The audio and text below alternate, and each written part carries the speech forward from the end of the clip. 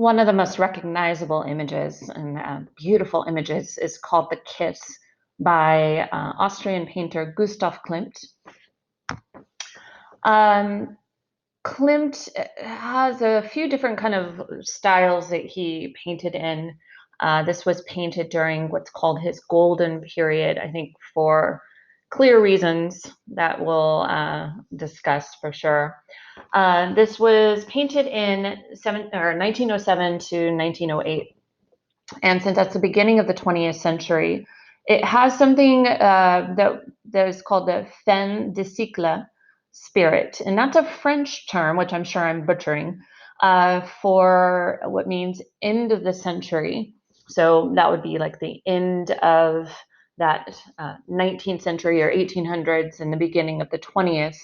And art that has that fin de cycle spirit is usually depicting something decadent, over the top, luxurious, kind of a feast for the senses, and oftentimes has this like dream-like state to it. And I think Klimt definitely fits that description. Um, that art also comes out of, especially since he's painting mostly in Vienna. Vienna in the early 20th century is a very busy city. And I think his painting, and this subject in particular, is a reaction to the anxiety of a busy city, the feeling of loss of your feeling of connection. You know, you feel pretty isolated, anxious, overwhelmed in a busy city. So I think his painting "The Kiss" is an expression of an idea, like a couple here, of love and passion and intimacy that is, I think, a reaction to the busyness and that isolation that city life can sometimes bring. The other thing I think that influences in terms of context is that Klimt took a visit to Ravenna.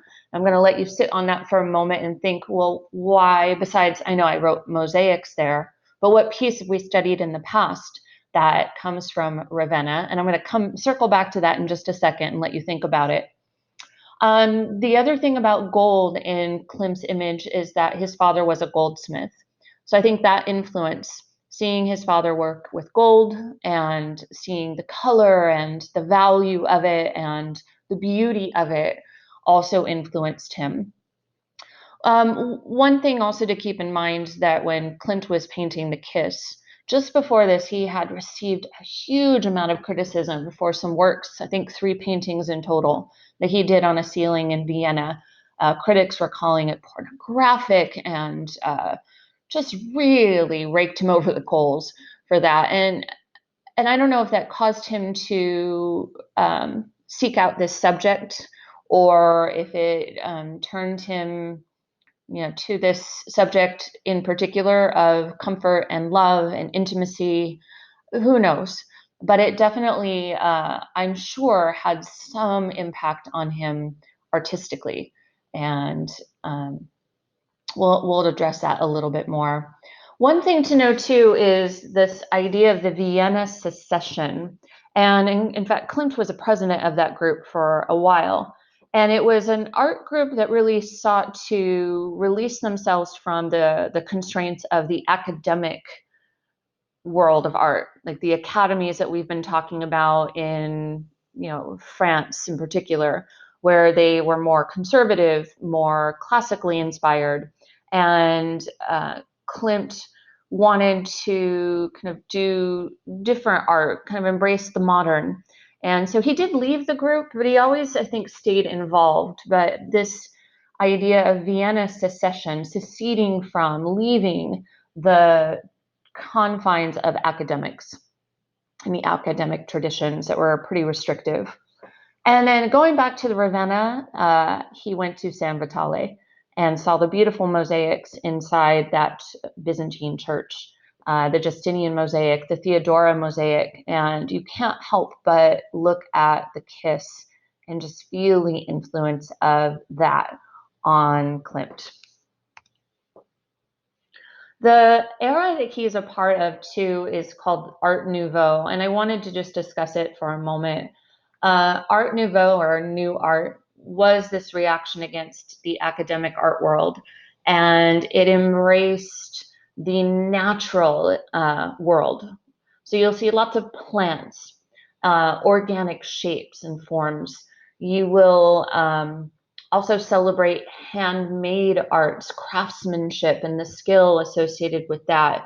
Definitely almost a return back to Middle Ages art, kind of like the Gothic revival of Westminster Palace, where you've got these stained glass lamps being done by the company Tiffany.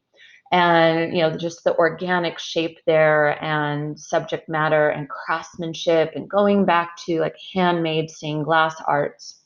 On the left is an interior of a home with this beautiful like ironwork staircase and organic painting on the walls. And you see it also on the right hand side with this woman, beautiful organic shapes again, curvilinear, just that reaction against modern machines, busy cities, industrializations, and returning back to the handmade arts of skilled craftsmen, of organic elements versus just city-based, machine-based modern art. That's another thing that you can relate Gustav Klimt to. So in terms of content, the subject matter here is clearly love and sexuality, intimacy, which is one of Klimt's favorite topics. It is a couple that is embracing in this flowery kind of beautiful meadow and that. But you look closer though, and you look off to the right, and you see that, well, the meadow stops, and there's this abyss, there's this nothingness that is, to me, looks a little bit threatening. You're going to just kind of fall into this abyss if you don't pay attention, which they are not. They're totally engaged in each other.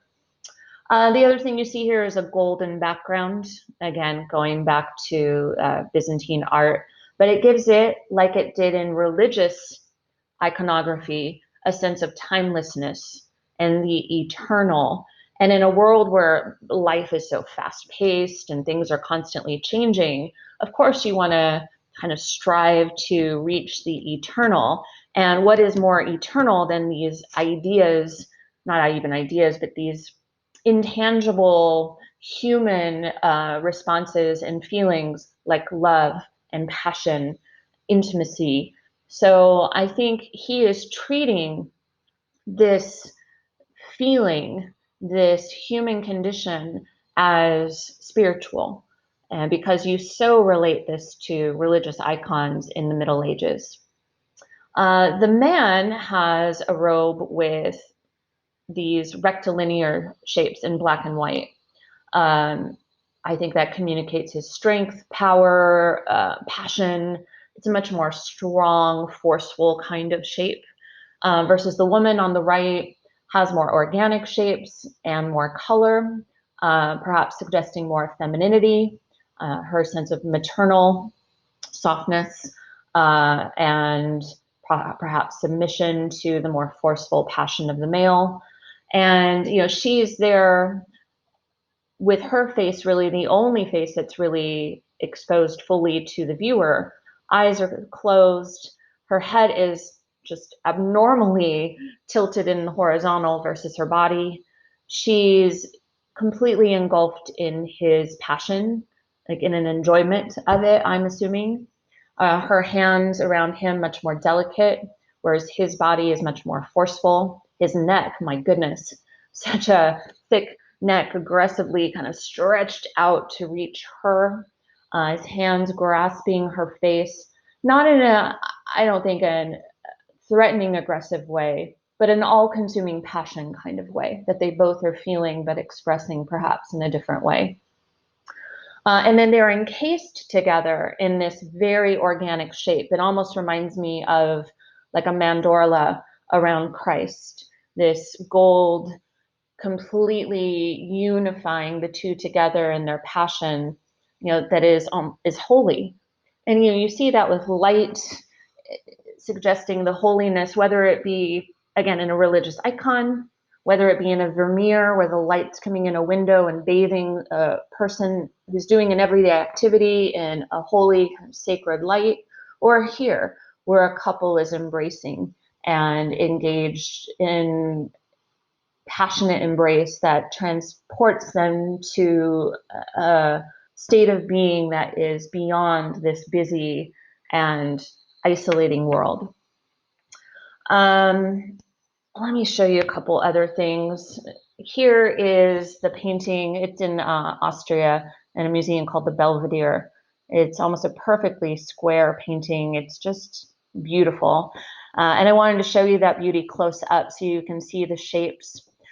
He paints in part this with gold leaf, which kind of stands out a little bit and becomes a little bit three-dimensional to the image. So really catching the light.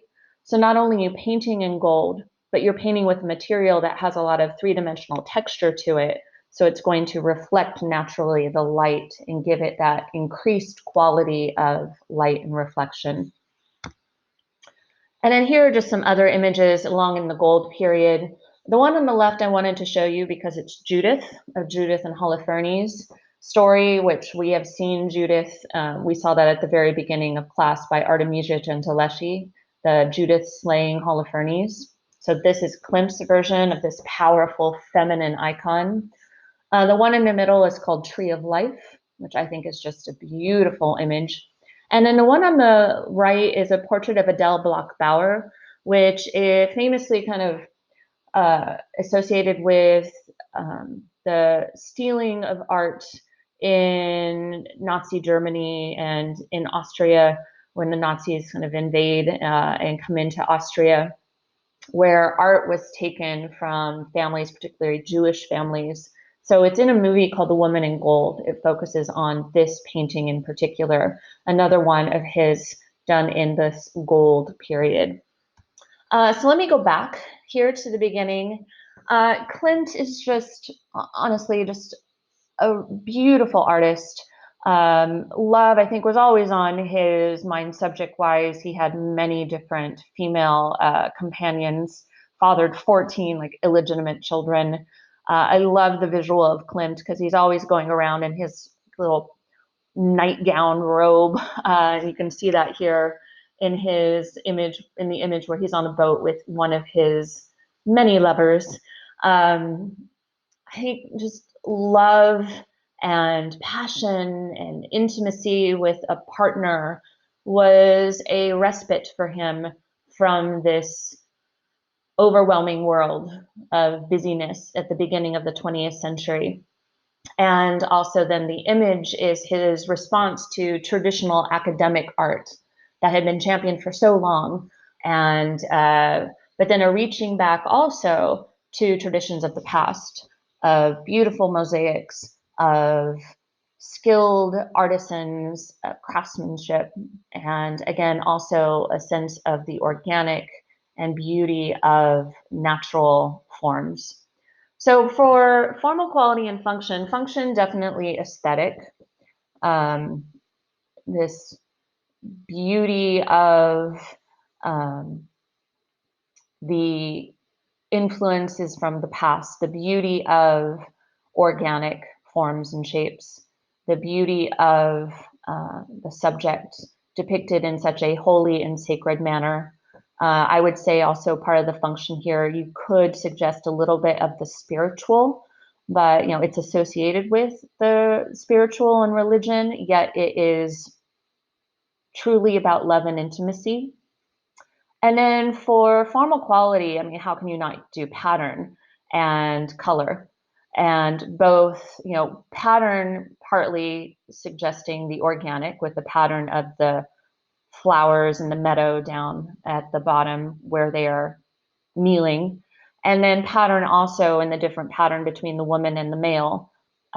His pattern of rectilinear shapes suggesting his strength and aggressive passion, and then hers suggesting a softer, maternal, feminine beauty.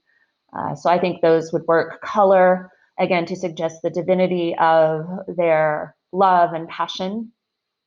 And so Gustav Klimt, what a fantastic artist, what a beautiful painter. And it's interesting because the next piece, one of the next pieces we look at is also called The Kiss.